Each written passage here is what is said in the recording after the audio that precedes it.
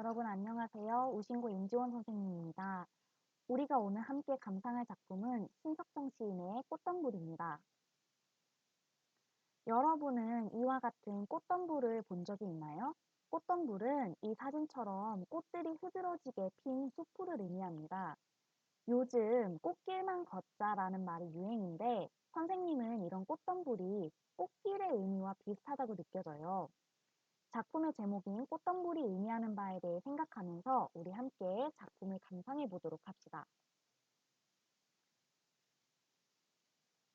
자, 이렇게 선생님이 시 전문을 가져왔는데 우리 작품이 창작된 시대적인 배경과 작품의 제목인 꽃덤불이 의미하는 것이 무엇인지를 생각하면서 같이 한번 작품을 감상해 봅시다. 태양을 의논하는 거룩한 이야기는 항상 태양을 등진 곳에서만 비롯하였다. 달빛이 흡사 비오듯 쏟아지는 밤에도 우리는 헐어진 성터를 헤매이면서 언제 참으로 그 언제 우리 하늘에 오롯한 태양을 모시겠느냐고 가슴을 쥐어뜯으며 이야기하며 가슴을 쥐어뜯지 않았느냐. 그러는 동안에 영영 잃어버린 벗도 있다. 그러는 동안에 멀리 떠나버린 벗도 있다. 그러는 동안에 몸을 팔아버린 벗도 있다. 그러는 동안에 마음을 팔아버린 벗도 있다. 그러는 동안에 드디어 36해가 지나갔다. 다시 우러러보는 이 하늘에 겨울밤 달이 아직도 차거니 오는 봄엔 분수처럼 쏟아지는 태양을 안고 그 어느 언덕 꽃덤불에 아늑히 안겨보리라.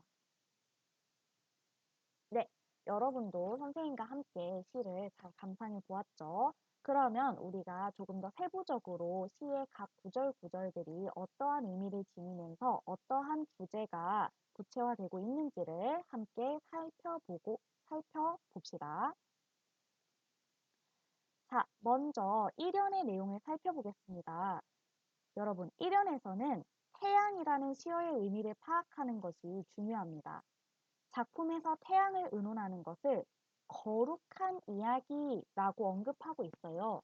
그렇기 때문에 우리는 이 태양이 화자가 거룩하다고 여기는, 즉 긍정적으로 여기고 지향하는 시어임을 확인할 수가 있습니다. 그런데 그러한 태양을 의논하는 행위가 항상 태양의 등진 곳에서만 비롯하였다라는 것을 통해서 현재의 상황이 긍정적이지 못하다는 것을 확인할 수 있습니다. 그 다음 2연의 내용을 살펴보겠습니다. 2연에서는 헐어진 성터가 의미하는 바를 우리가 알아야 합니다. 이 작품의 시대 상황이 일제강점기임을 고려할 때 헐어진 성터라는 것은 나라를 뺏긴 상황을 상징한다고 볼 수 있습니다. 그러한 가슴 아픈 상황에서 우리가 언제 우리 하늘에 태양을 모시겠느냐고 이야기한 것은 언제 우리나라를 되찾을 수 있는가에 대해서 이야기를 했으며 그리고 가슴을 쥐어뜯었다는 것을 통해서 화자가 안타까움 혹은 울분의 정서를 가지고 있음을 확인할 수 있습니다. 다음 3년의 내용을 살펴보겠습니다. 여러분도 보시다시피 3년에서 나타난 특징은 비슷한 문장 구조를 반복적으로 활용을 하고 있다는 것입니다. 이러한 것을 유사 통사 구조의 반복이라고 합니다. 여러분 들어봤나요? 유사 통사 구조의 반복은 어려운 말이 아니에요. 비슷한 문장 구조, 유사한 문장 구조의 반복이다라고 생각을 하면 되겠습니다. 자, 그래서 이 비슷한 문장 구조를 반복해서 화자는 영영 떠나버린 벗, 멀리 떠나버린 벗, 몸을 팔아버린 벗, 마음을 팔아버린 벗을 격렬적으로 제시하고 있죠. 그래서 이 화자와 뭔가 광복을 위해서 뜻을 같이 한 동료들이 죽거나 또는 망명하거나 변절하였음을 드러내고 있습니다. 다음으로 넘어가서 이제 사연을 보도록 하겠습니다. 사연은 그러는 동안에 드디어 36해가 지나갔다입니다. 우리는 이 부분을 통해서 이 작품의 시대적 상황을 파악할 수가 있습니다. 여러분도 모두 알다시피 일제강점기는 1910년부터 1945년에 해당하지요. 횟수로 36회인데 이를 통해서 본 작품의 시대적 상황이 일제강점기 전후였음을 명확히 확인할 수가 있고요. 그리고 이 부분을 통해 현재 광복을 맞이한 상황이다라는 것을 알 수 있습니다. 다음으로 오연의 내용을 살펴보겠습니다. 이 연이 이 작품의 주제의식이 가장 잘 드러나는 부분이라고 할 수 있습니다. 사연을 통해서 오연의 상황은 36회가 지난 광복을 맞이한 상황임을 알 수가 있었지요. 그런데 오연에서는 다시 우러러 보는 이 하늘에 겨울밤 달이 아직도 차거니라고 제시를 하고 있습니다. 많은 작품에서 광복을 염원하고 광복의 기쁨을 노래하였지만 이 작품은 광복의 상황을 마냥 긍정적으로만 보지 않고 광복을 맞은 조국의 상황을 겨울밤 달이 아직도 차거니라고 표현을 함으로써 부정적인 상황이 지속되고 있음을 드러내고 있습니다. 그렇다면 광복을 맞은 이후에 조국이 처한 부정적인 상황은 무엇일지 우리가 한번 생각을 해봅시다. 광복을 맞이한 것은 우리나라를 되찾았다는 점에서 정말 다행인 일이지요. 근데 우리가 시대적 상황을 생각을 해보면 우리는 광복 이후에도 미국과 소련 등의 외국의 세력이 우리나라의 정치를 대신 맡는 신탁, 신탁 통치 등이 시행이 되었어요. 그래서 국내의 정세가 매우 혼란스러웠어요. 그리고 국가로서의 주체성을 가지기가 되게 어려운 상황이었습니다. 이러한 시대적인 상황을 고려할 때 광복 이후에도 겨울밤 달이 아직도 차다라는 표현을 사용한 것이지요. 되었죠? 다음으로 오연의 마지막 두 행을 보도록 하겠습니다. 여기에서는 화자가 자신이 희망하는 미래의 상황을 그리고 있다는 것을 우리가 알 수 있습니다. 앞서 화자가 광복을 맞은 이후에도 부정적인 상황에 있다라고 인식함을 고려할 때 오는 봄엔 분수처럼 쏟아지는 태양을 안고 그 어느 언덕 꽃덤불에 안을키 안겨보리라 라는 것을 통해서 광복 후에 우리나라가 주체성을 가질 수 있을 때 비로소 태양을 안고 꽃덤불에 안길 수 있을 것이다 라는 점을 드러내고 있죠.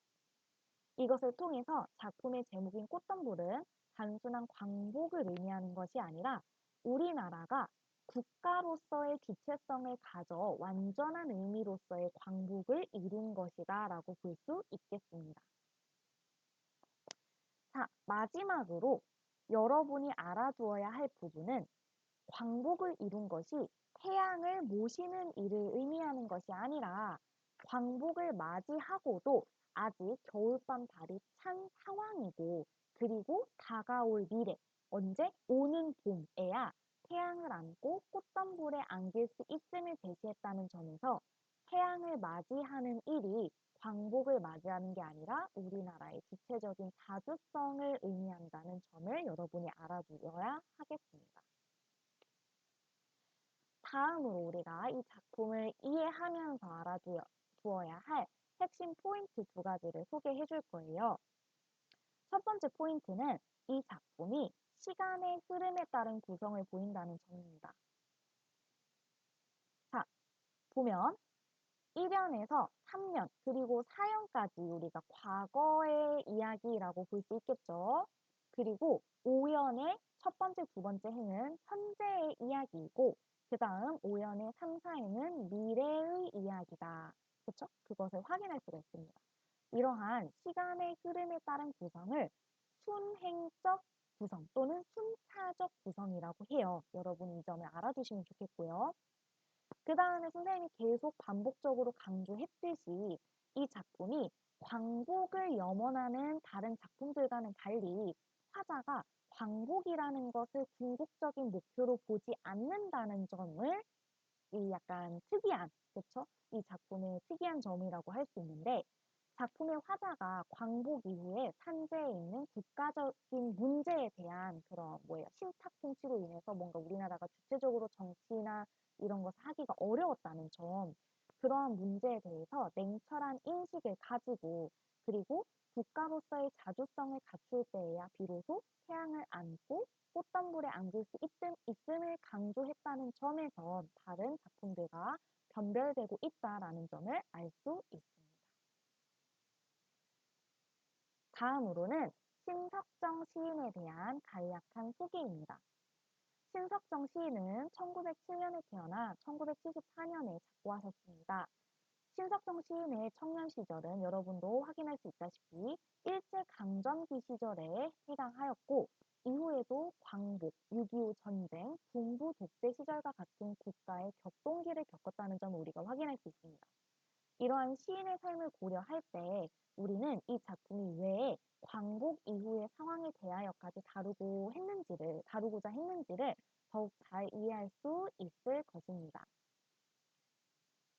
네, 우리는 오늘 신석정 시인의 꽃덤불을 배웠습니다. 이 작품을 통해서 여러분이 진정한 광복이란 무엇인지, 그리고 우리는 현재 진정한 광복의 삶을 경험하고 있는 것인지에 대해서 생각해 볼 수 있는 시간을 가졌으면 좋겠습니다. 네, 여기까지고요. 다음 시간에 또 만나요. 안녕!